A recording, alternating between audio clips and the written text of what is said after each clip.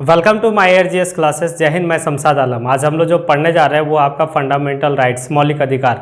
मौलिक अधिकार का अंतिम जो मौलिक अधिकार है, छठा मौलिक अधिकार, आज उसके बारे में आज हम लोग विस्तार रूप से देखेंगे, विस्तार रूप से समझेंगे। इससे पहले आप लोग को 2 क्लास हो चुका है, आपका 2 वीडियो बन चुका है, जिसमें मौलिक अधिकार पार्ट 1 हम लोग देख चुके हैं और मौलिक अधिकार पार्ट 2। अगर आप उस वीडियो को नहीं देखे हैं तो पहले आप उस वीडियो को देखें, उसके बाद आपको अंतिम मौलिक अधिकार के बारे में आपको विस्तार रूप से पता चलेगा।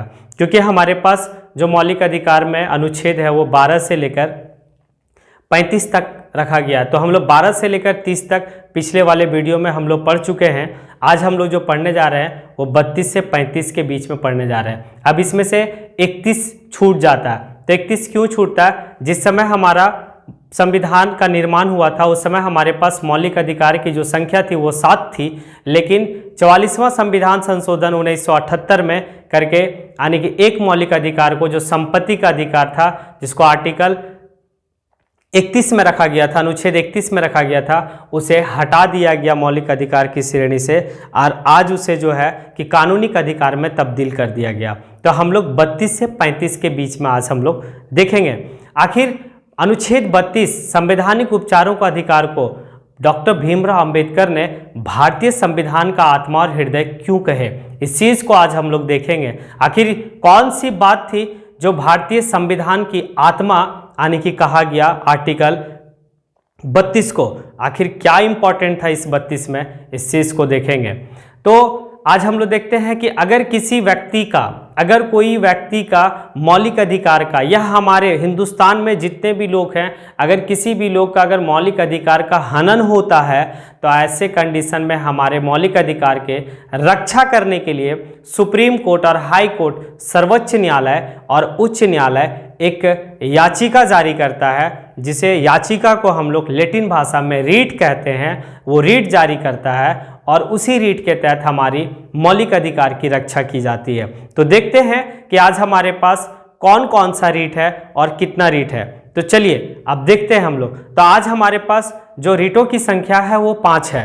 पहला रीट हमारा आता है बंदी प्रत्यक्षीकरण।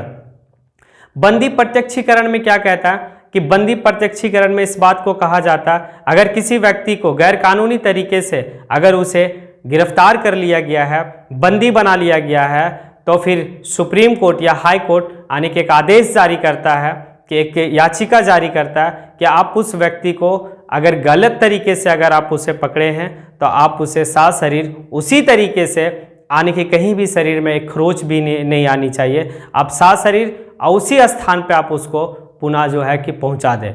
और अगर आप सही तरीके से, अगर कानूनी तरीके से अगर उसे आप बंदी बनाए हैं तो आप 24 घंटे के अंदर में उस व्यक्ति को मजिस्ट्रेट के सामने आपको हाजिर करना होगा, पेश करना होगा। ये पहला है बंदी प्रत्यक्षीकरण। तो 5 रीट में पहला रीट हम लोग पढ़ चुके बंदी प्रत्यक्षीकरण के रूप में। दूसरा जो है आपका वो है परमादेश। परमादेश को अगर हम तोड़ के देखते हैं तो परमादेश, अगर कोई व्यक्ति, अगर कोई संस्था या कोई अधिकारी, अगर उसको जो काम दिया गया है, कोई संस्था है, सरकारी सार्वजनिक संस्था है, अगर वो मानव विकास के लिए, मानव कल्याण के लिए अगर किसी कार्य को दिया गया है सरकार की तरफ से, और अगर वो काम को अंजाम बेहतर तरीके से नहीं करता है तो फिर सुप्रीम कोर्ट और हाई कोर्ट जो है वो क्या करेगा, एक आदेश जारी करेगा, परमादेश जिसको हम कहेंगे, कि आप अपने काम को बेहतर तरीके से करें, अन्यथा डैश डैश डैश, यानी कि आप समझ सकते हैं कि हम क्या कहना चाहते हैं और सुप्रीम कोर्ट क्या कहना चाहता है। अगर कोई अधिकारी है और वो अधिकारी भी अपने कार्य को बेहतर तरीके से अगर नहीं करता है तो वहां भी सुप्रीम कोर्ट क्या करेगा, एक आदेश को जारी करेगा। ये हुआ आपका दूसरा रीट, यानी कि दूसरा याचिका। 5 में 2 आपका कंप्लीट हुआ। तीसरा कहता है कि प्रतिषेध।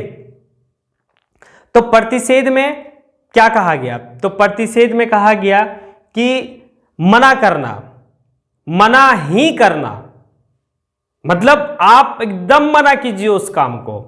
अगर हाई कोर्ट, सुप्रीम कोर्ट निम्न न्यायालय के निम्न न्यायाधीश को एक आदेश जारी करता है प्रतिषेध के रूप में, एक याचिका जारी करता है प्रतिषेध के रूप में, कि आपके दायरे के बाहर है कार्य को आप नहीं कर सकते। अगर कोई न्यायाधीश या फिर अन्य न्यायालय अपने दायरे, अपने जो सीमित दायरा है उस दायरे से निकलकर अगर वो अपने दायरे से ऊपर वाला काम करता है तो उसमें यानी कि सुप्रीम कोर्ट या हाई कोर्ट एक आदेश जारी करेगा जिसे हम प्रतिषेध के नाम से जानते हैं। तो 3 आपका रीट कंप्लीट है। अब चौथा उत्प्रेषण। तो उत्प्रेषण को हम लोग यानी कि देखेंगे सेम जो आपका तीसरा रीट था उसी से मिलता जुलता हुआ भी आपका चौथा रीट है उत्प्रेषण। उत्प्रेषण में भी वही कहा गया, किसी विवाद को निम्न न्यायालय से उच्च न्यायालय में भेजने के लिए जारी किया जाता है। किसी भी निम्न न्यायालय में कोई कार्य चल रहा है, कोई वाद चल रहा है, वाद्य चल रहा है, और अगर वो उसके समझ में नहीं है तो वो उच्च न्यायालय में भेज सकता है और वो उच्च न्यायालय उस चीज को हैंडल करेगा, यानी कि उसको सीमित क्षेत्र में रखा गया है।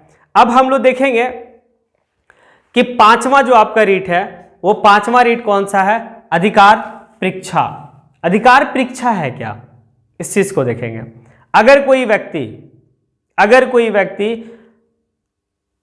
किसी सरकारी पद पे है या सरकारी नौकरी में है, लेकिन नौकरी जो है वो गलत तरीके से लिया है।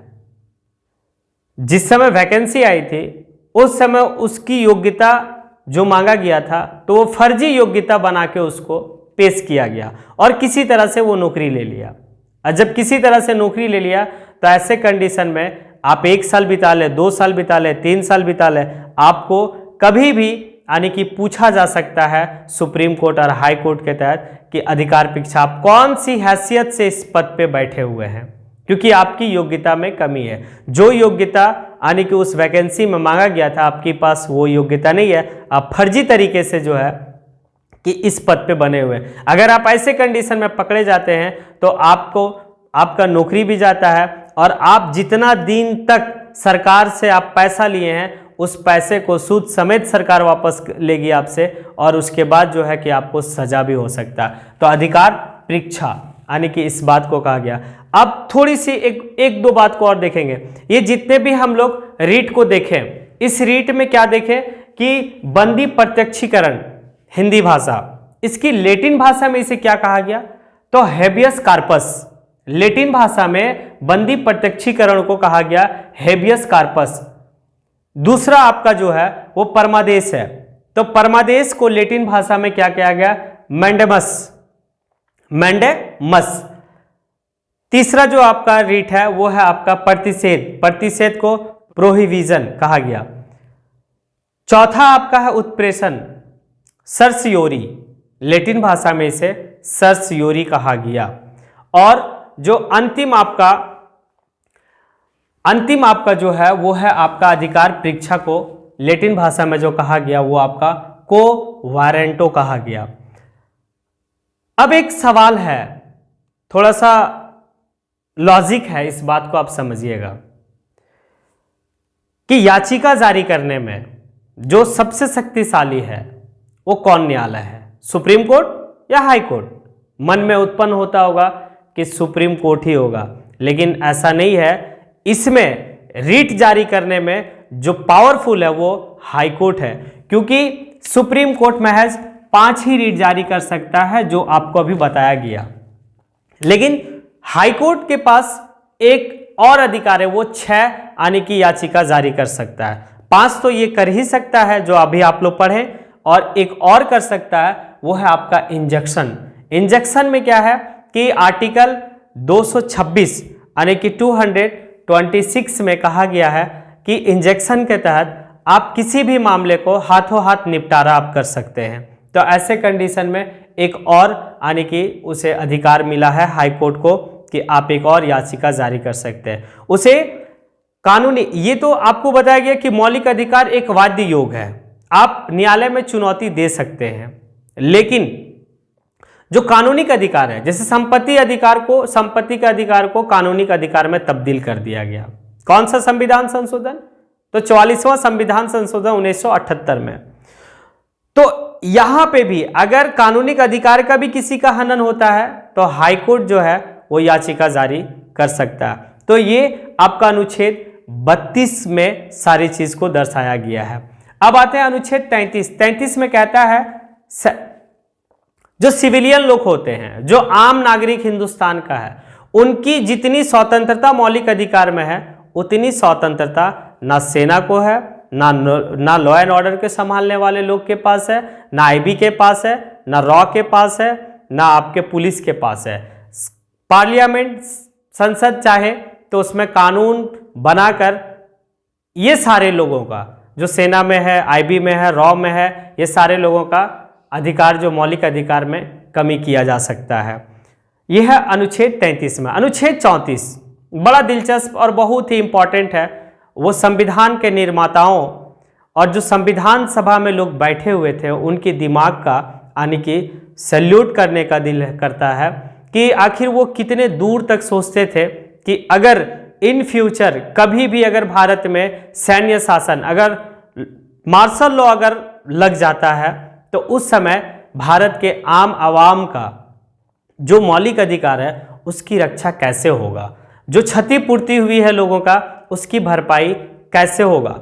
तो इसके लिए संविधान में आर्टिकल यानी कि 34 में इस बात को कहा गया कि इन फ्यूचर कभी भी अगर आपका जो है कि मार्शल लॉ लागू हो जाता है, भारत में सैन्य शासन लागू हो जाता है, तो ऐसे कंडीशन में जो है कि पार्लियामेंट एक कानून बना के जो मौलिक अधिकार का क्षति हुआ है उसे क्षतिपूर्ति करने का काम किया जाएगा। ये आपका अनुच्छेद 34 में कहा गया। अनुच्छेद 35 में कहता है उपबंधों को प्रभावी करने के लिए विधान है, कानून है। अब नोट में बहुत ही इंपॉर्टेंट और बहुत ही दिलचस्प है कि कौन सा आर्टिकल, वो कौन सा आर्टिकल है जिसे golden triangle of fundamental rights कहा गया। तो अनुच्छेद 14, अनुच्छेद 19, अनुच्छेद 21 को golden triangle of fundamental rights कहा गया। तो आप लोग पिछले वीडियो में आप लोग देखे होंगे या पिछले वीडियो में आप लोग पढ़े होंगे कि आर्टिकल 14 क्या कहता है, आर्टिकल 19 क्या कहता है और आर्टिकल 21 क्या कहता है। इस बात को आप लोग को पता होगा, इसीलिए इसे golden triangle of fundamental rights कहा गया है। तो आज की क्लास यहीं पर समाप्त होती है। जय हिंद, जोहार, झारखंड। अगर आप मेरे चैनल को सब्सक्राइब नहीं किए हैं तो आप मेरे चैनल को सब्सक्राइब करें, कमेंट करें, लाइक करें और शेयर करें। जोहार झारखंड।